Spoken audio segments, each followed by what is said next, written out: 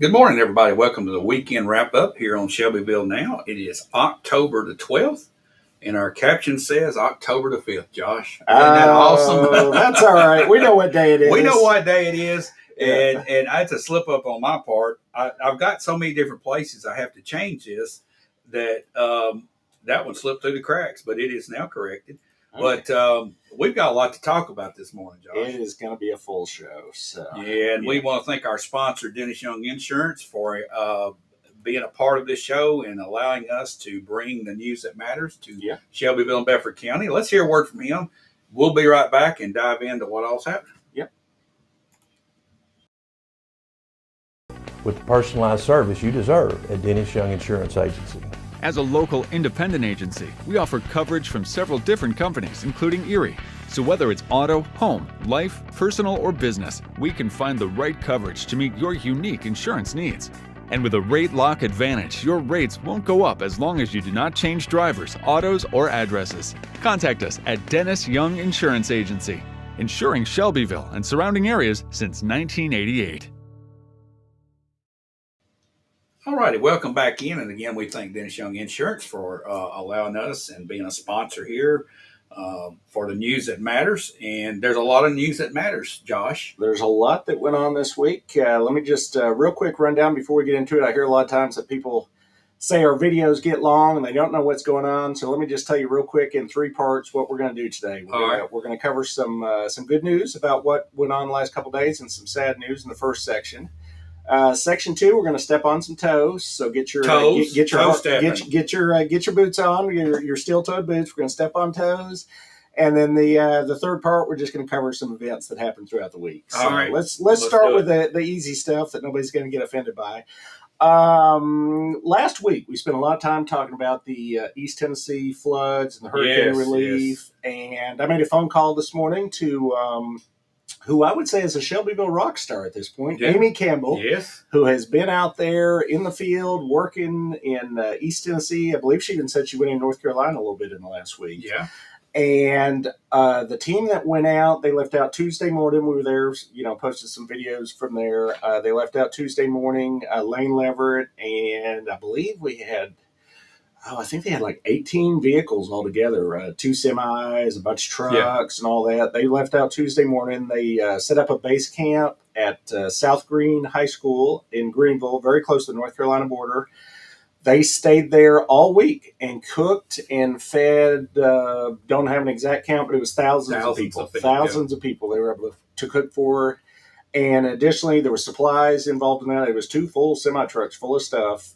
They got the supplies distributed, and that team came back yesterday. So their mission out there is done. They did a great job. At this point, they're not planning on a second trip back. They're recommending getting with the Cajun Navy, I guess, is the one doing a lot of the work that they've interacted with. And then it's also, and I'm going to forget this name now, Donovan Farms, maybe here local. Donovan. They are still sending trucks out. If you get on their Facebook, they've got a list of what they'll take. And if you want to actually donate physical supplies, donate to them. If you want to give money, or there's an Amazon list for Cajun Navy, get with Cajun Navy. And they're still going to keep doing this. This is one of those things that it's going to fall out the news radar really quick. Exactly. The news cycle is quick. But as far as in these people's lives, depending on where they're at, you've got people that just lost utilities and they'll bounce back pretty quick. You got people that had some property damage. It's going to take them a few months.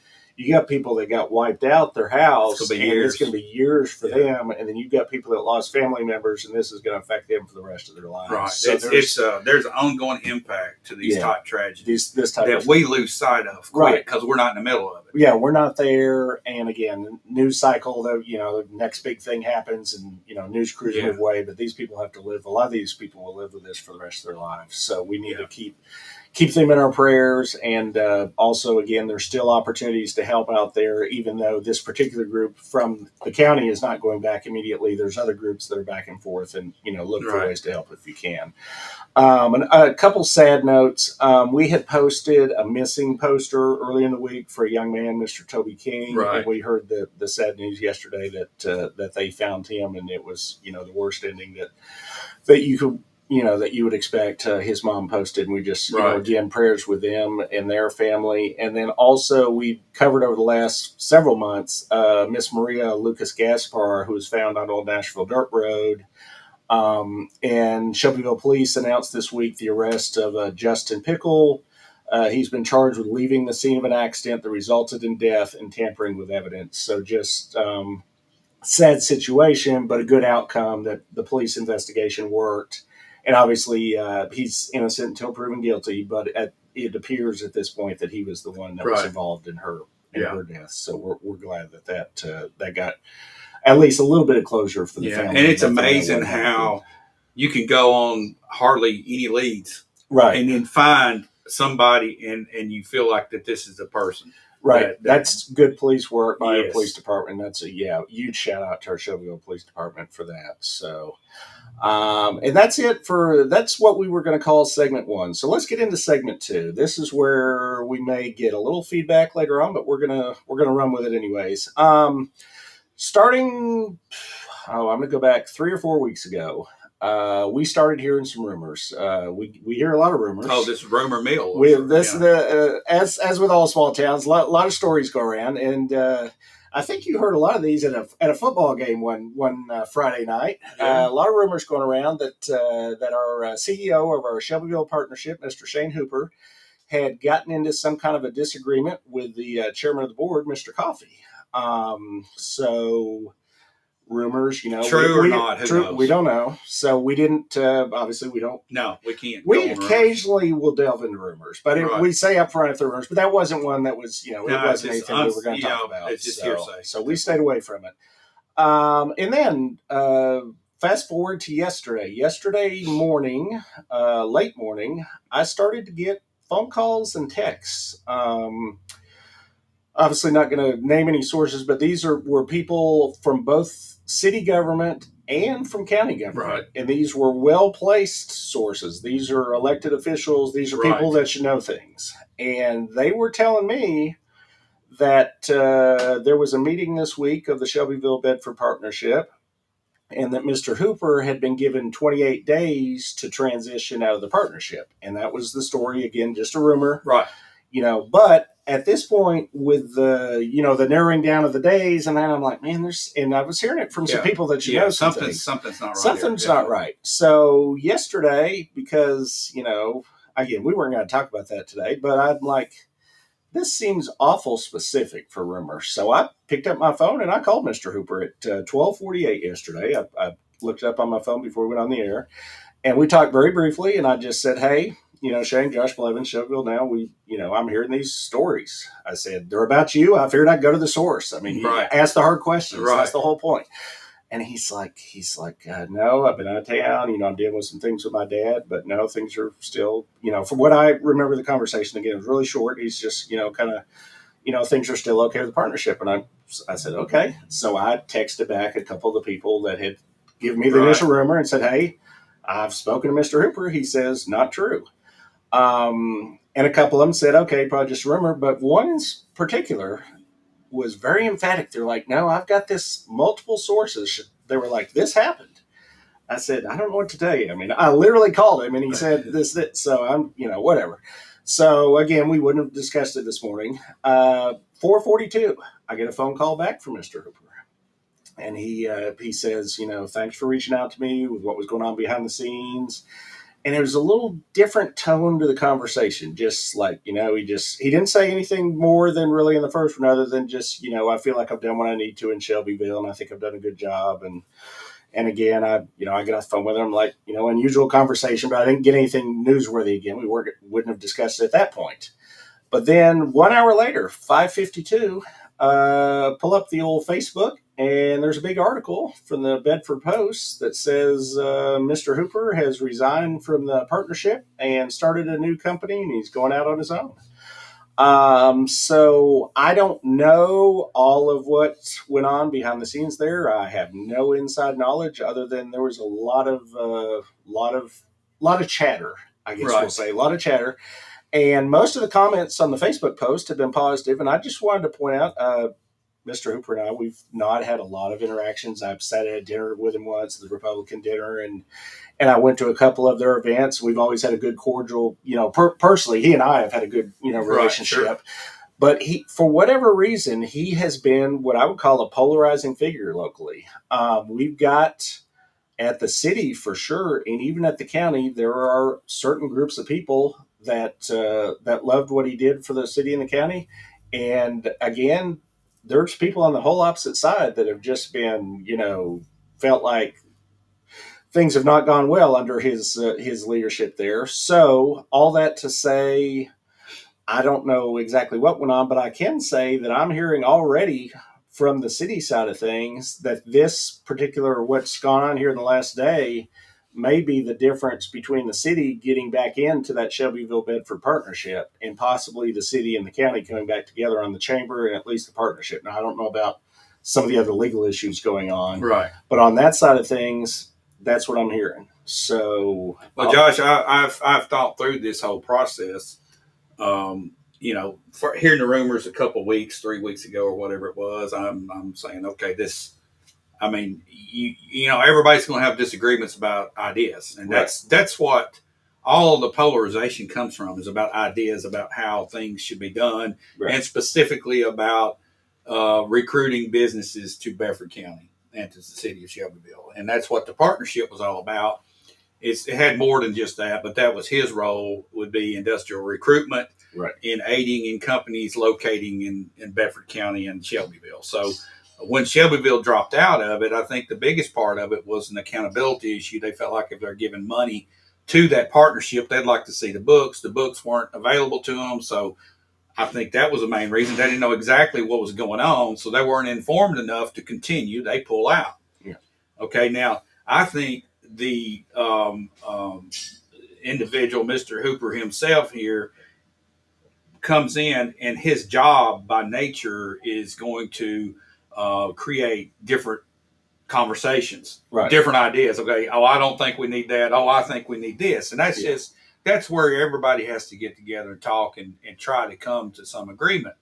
Unfortunately, the environment in county government and city government, which has been there all along, there's this friction with different ideas, different ways of doing business. Some is like, over here meeting separate, and you got meetings that going on here, meetings going on here, meetings going on here, and then nobody knows what those meetings are about. They all come together, and it's one big mess. Okay, all right. So you put an individual in the middle of that, and he don't know who the boss is.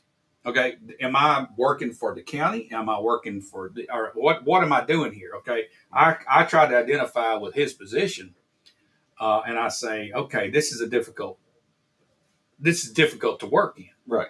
Okay, but at the same time, when you are in that position, all the cards have got to be laid out on the table for all the parties involved, and you can't take a side. Right. And I think when you do take a side, and then the environment of it almost is like a power control issue too. I mean, there's so many different factors to this. It's just not a good situation. And I wish him the best. I hope he does well, and I hope the city and county can repair what's happened and move forward together, and not one try to dominate the other or one try to control the other. They're two separate entities that have to work together. Yeah. That's our problem. There's a power struggle. Yeah, going it needs to be on. a 50-50. Right. Yeah, each of them getting. Yeah. I mean, because quite honestly, there's as many people that live in the city of Shelbyville that live out in the county. So you're not outnumbered. I mean, the county doesn't physically. People, okay. Yeah. And the people that live in the city are a part of Bedford County. They are also This lawsuit drives me insane, Josh. Oh, it's crazy. Okay. We're paying for both sides. We're paying for both sides. Yeah. I'm sitting here with property in the city, live in the county. I'm paying taxes on both sides. I'm the client, and I can't get an update from anybody. Yep.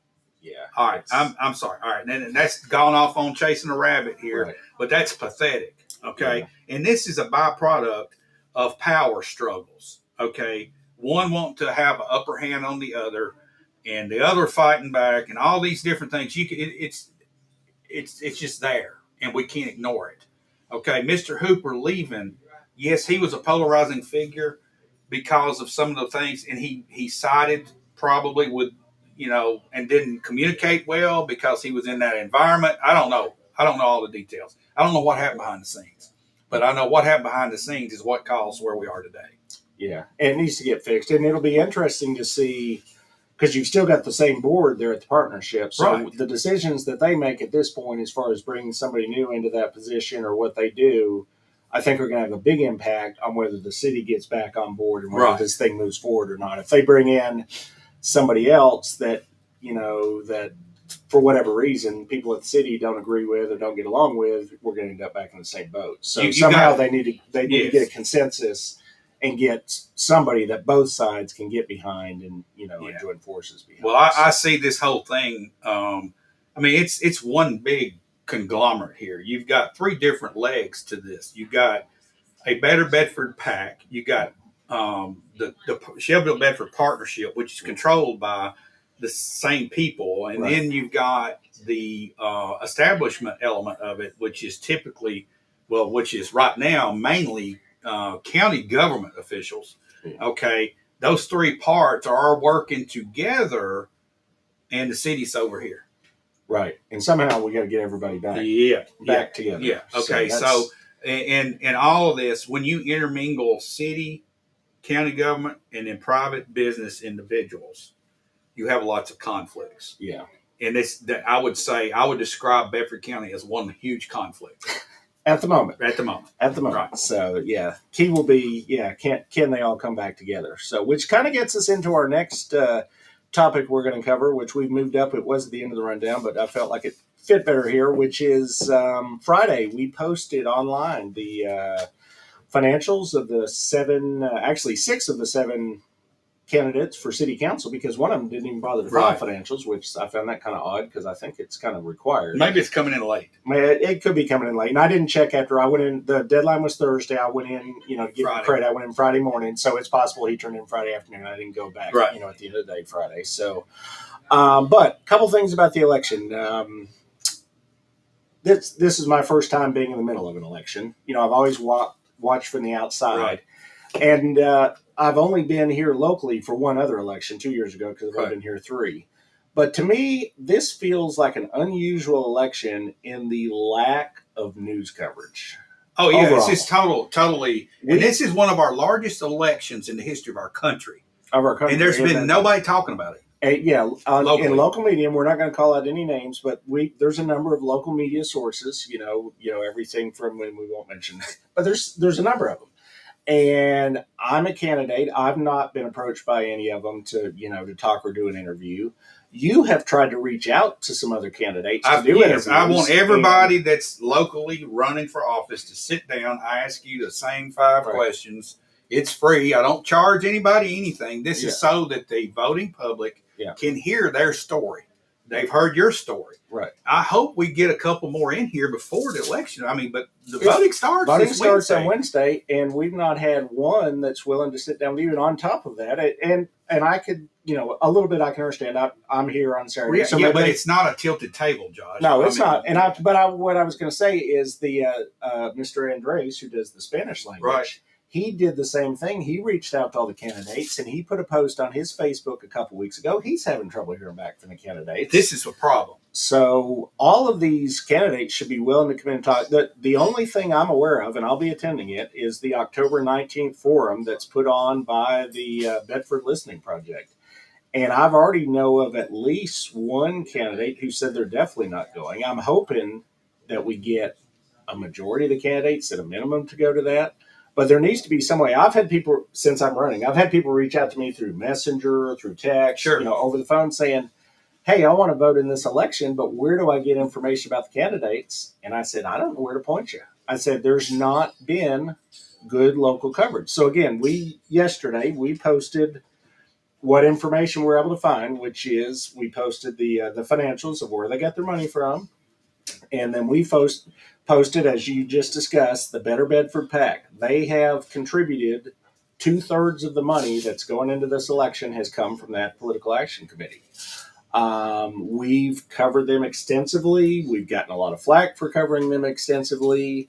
You've got the list there on Facebook in front of you. There's names on that list that I would trust and feel like probably have the best interest of the county in heart. There's names on that list that I wouldn't trust as far as I could throw them. I feel like they probably are there for a financial interest rather than, Okay.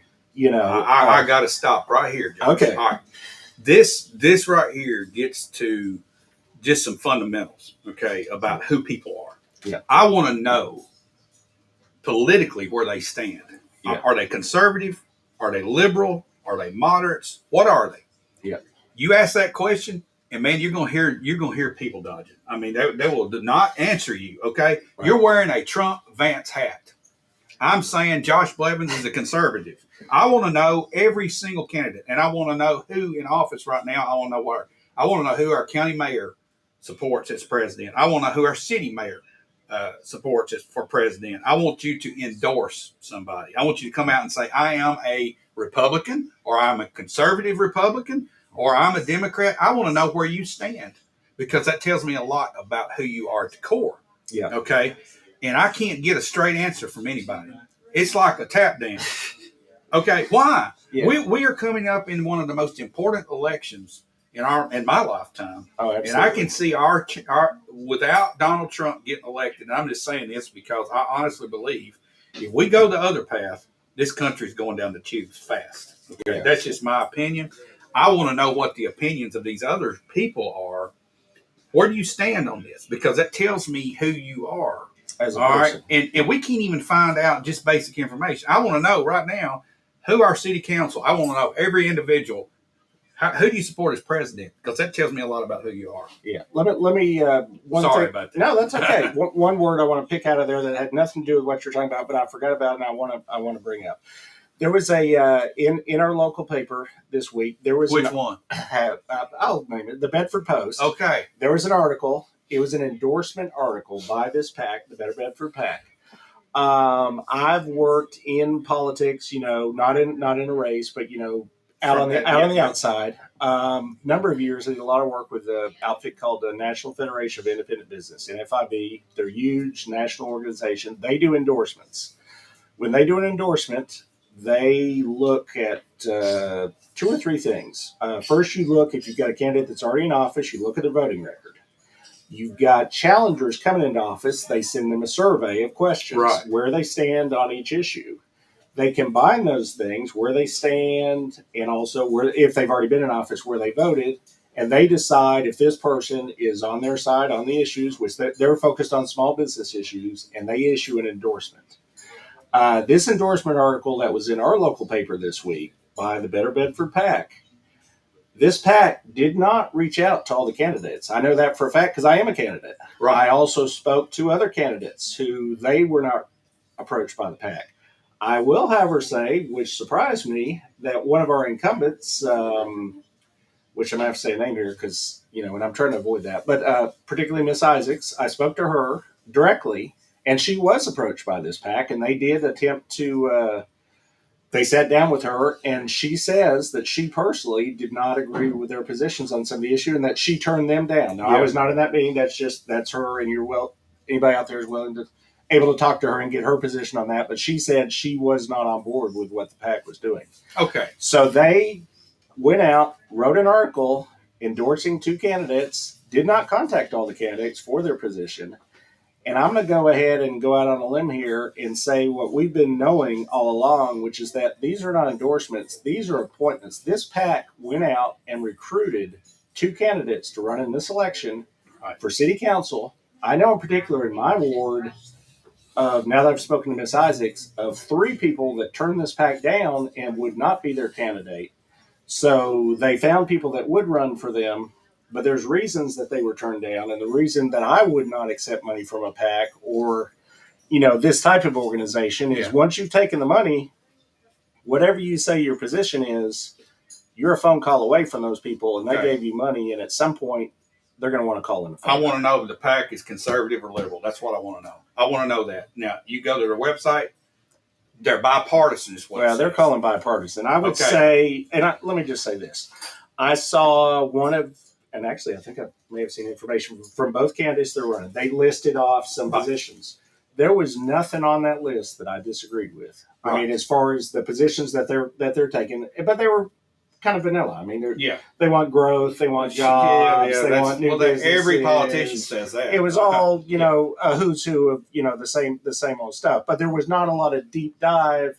If you look at some of the stuff I put out there, my little hanger I leave, it says, I'm anti the good old boy network. I mean, that's Right. a straight up, I'm anti these big high density developments. I'm all about growth and development, but I want, if you're a developer and you're going to bring a neighborhood into our city, you need to do something that's good for the people that are going to live there long term. But you also need to think about the neighbors around that neighborhood and make sure you're not Right. negatively impacting the lifestyle of the people that live right next door. So I'm all about a developer coming in here and making good money. And I'm friends with some people that actually are pretty big in development here. But on some issues, I push back with them. And I'm like, you can't just come in here and build these cookie cutter things, 5 feet apart from each other and, move out and never come back again. And the city's left with, trying to figure out how to pay for schools and roads and policing and all these things to support all these people you've moved in.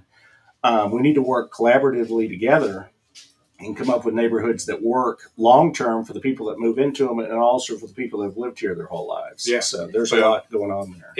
I think everybody needs to know where everybody stands on this stuff. Yeah. And you're going into a poll to elect To vote a for council somebody. person, whether it may be 2 years from now it's going to be a commissioner. And if you don't know where they stand on these particular issues that affect your lives directly, you're not doing your homework. Right. And if you can't get an answer, I'm sorry, I can't vote for you if I don't have an answer. Right. Well, and I would say to the homework issue, I've had, again, people reach out to me. They're doing their homework and they can't find the information. Well, so you the just gotta go information's directly to the not out source, there. So, And that's why I want to do the interview so people will have the opportunity to state where they stand. And that's one question I would like to ask, maybe change my 5 questions to 6. Where do you stand on the national election? Yeah.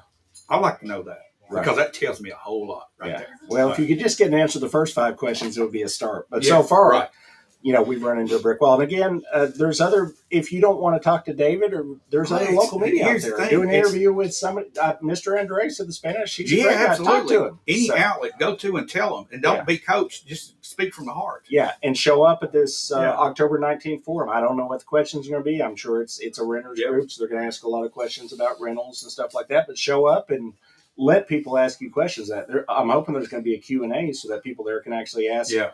Because that's what I want to hear. I want to hear what is on people's hearts that are in the city, what they're concerned about, so I know what I need to be concerned about if I accidentally were to fall into this spot. So I need to know what. There was a question on here. Dennis Crowder asked if there's only 7 candidates for 6 seats. No, it's 3 seats. 1, 3, and 5 are in the city. Right. And there's 7 candidates vying for those. 3 for district. One, the incumbent for District 1. No competition there, No, we got 3 in Ward 3 and 3 in Ward 5. Ward 5. So you got 3 candidates in 2 different wards that are running. Yeah, and that's where we're at. And we've put that information out there, but good luck finding a lot of that from any other media source so far. So, but hopefully, maybe it'll pick up in the next week. I hope so. I hope so, because again, you can vote starting Wednesday. I'll be on the Wednesday front, morning. If you got a newspaper, you need to be printing it on the front page. Yeah. You don't. Never mind. I'm not going to say that. Never mind. Yeah, it's. We feel like it's important. At least, to us. Our media needs to be giving information and facts to the public, right? Not propaganda. That's all I'll say. Yeah. Okay, and now with that, that was segment 2 where we stepped on toes. All right. We're going to go into the stepping. rest of the news that matters from the week that just happened. We're going to have to fly because a lot happened. Tuesday, we had county commission meetings. We talked about that last week, and as we expected, there are 10 quarterly reports that are supposed to be reported as quarterly every quarter. Never time out on the. We are stepping on toes right here. Oh, okay. Oh, well, 4 out of 10. Okay, 4 out of 10. Yeah, if we got quarterly reports and people are supposed to be giving the reports, what happened to the other 6? We're out of town. They're at conflict. I know every quarter, it's this person has conflict. Okay. That person. But I did want to give a shout out to Miss Tanya Davis, who is our county trustee. Every quarter that I've been there, and I can't remember when, maybe she was sick one, but every quarter that I've been there, she gives out a nice thick old report. It's got graphs, it's got color in it, it tells you exactly where the dollars are at in county government, And so kudos to our county trustee. She does a great job. And just a little nudge to the others that are not showing up. I believe these are all paid positions and they work for the county at some level. So it would be nice if they would show up and give the quarterly reports. And that's all we'll say about that. Wednesday morning, I went to a good little event, Fave Nutrition, which you may or may not have heard of because they're in a really weird spot. They're just off Madison, but they're just turned in such a way that you don't really see them unless you're looking for them. So, and I'd never been there.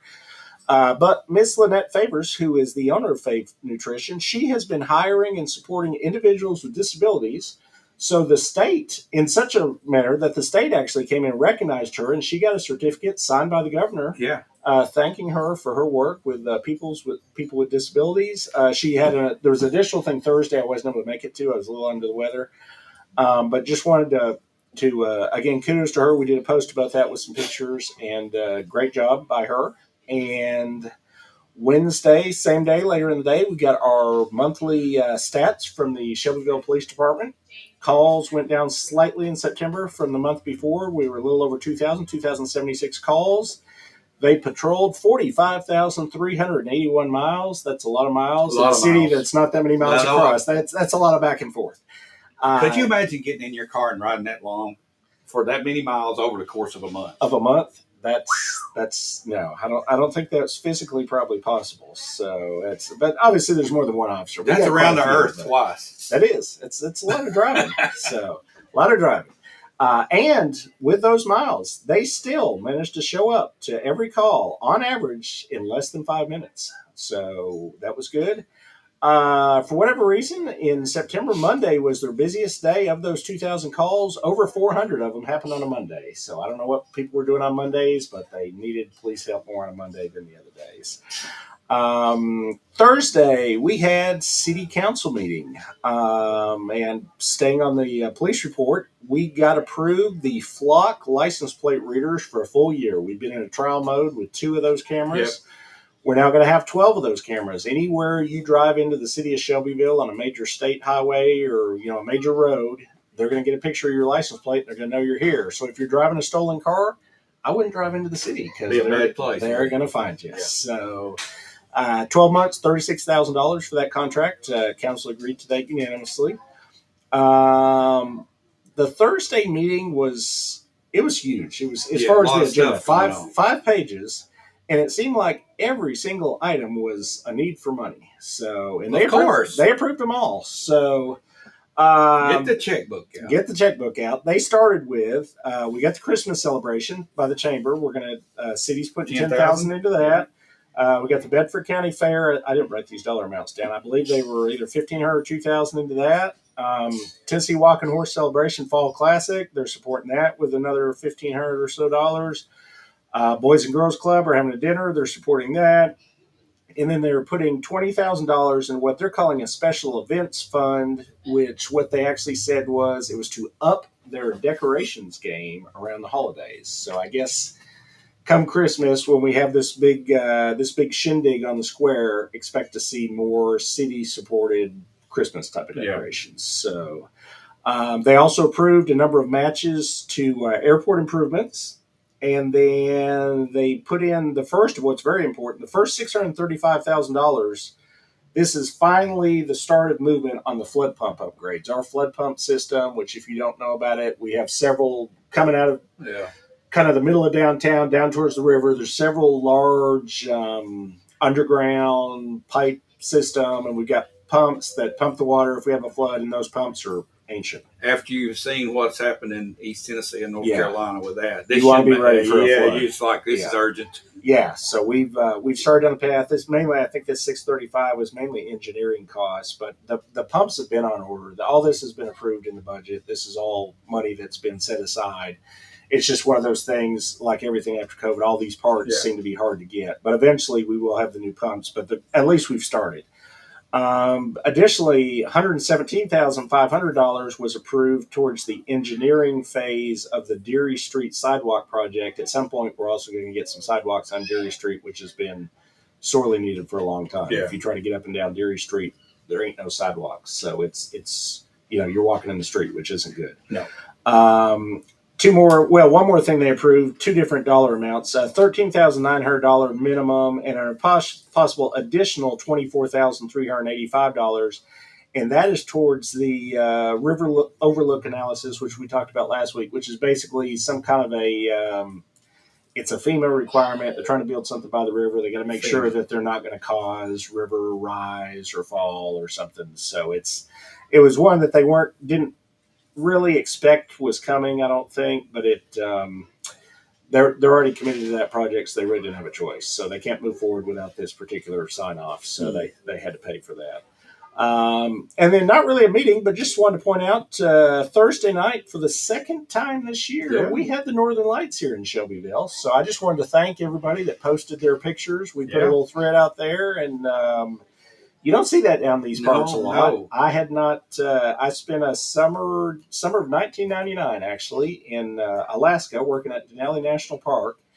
And I saw the Northern Lights there. When you see them up north, I mean, it's crazy. You get out there at night and they're dancing around in the sky, and you can just see them with your eyeballs. The stuff we had here, you mainly had to pick it up on your camera. Right. There's a little bit of it visible to the naked eye, but it's just a neat thing to see. So, and it brought everybody together on Facebook. I never seen so many pictures of the same sky in one night. Everybody was posting, so it was crazy.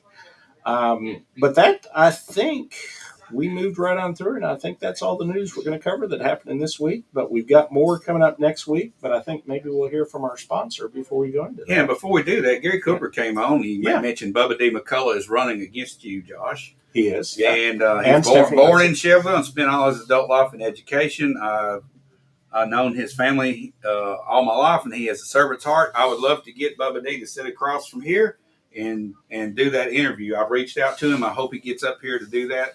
Yeah. And he will be the second candidate possibly if he would come up here and do that, because I've known Bubba D my entire life as well.